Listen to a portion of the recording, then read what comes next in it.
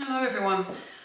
I was looking at ways of giving you recipes for things that might need using up in the pantry, so I took a look in my own pantry and I had a kilo of parsnips that were starting to get a bit past their best, and some celery, so I thought let's try and make a parsnip soup today.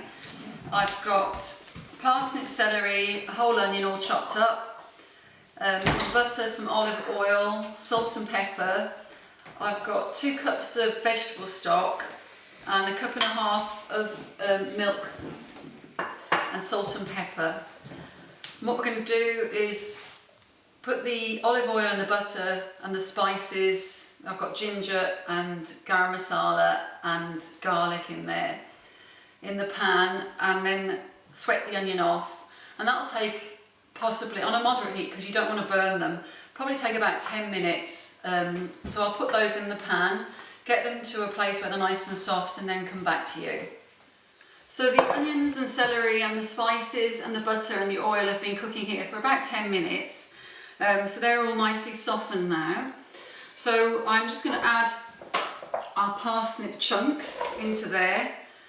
Cook those a little bit before I add any of the liquid. I want to get them coated in the spices.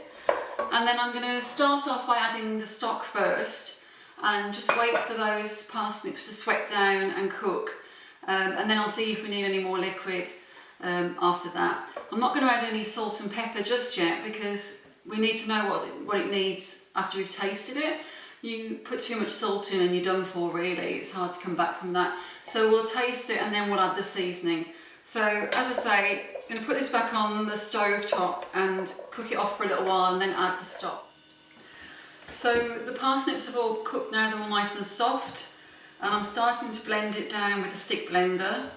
If you haven't got one of these, you could mash it with a potato masher, because we're going to put it back on the stove and cook it some more because we've got to add some milk and check for seasoning.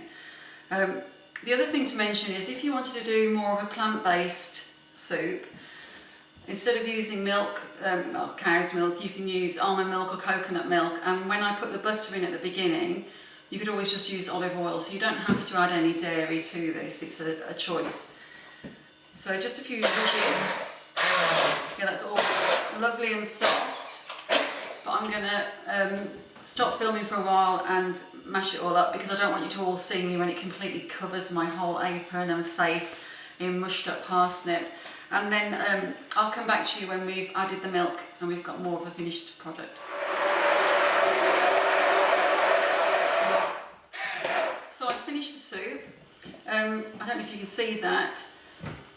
I blended it all down with the 1.5 cups of milk, and then it was still very thick. I mean, it depends on your vegetables how much liquid will come off them.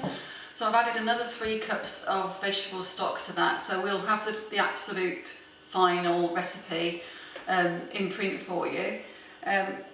So what I'm going to do now, if you like a runnier soup, by the way, just add some more milk or some more stock, but because we're going to be having this for dinner, I like it to be quite thick. Just put that in there. And while we've still got the bits and pieces, I'm going a bit fancy smancy. So just ladle the soup into the bowl there. We've got some olive oil, a gift from a friend. Hello, Liam. Pop a bit of that on. Tiny bit of parsley, just to make it look pretty. And then a few pieces of chilli that we've got in our garden. So guess what we're having with it?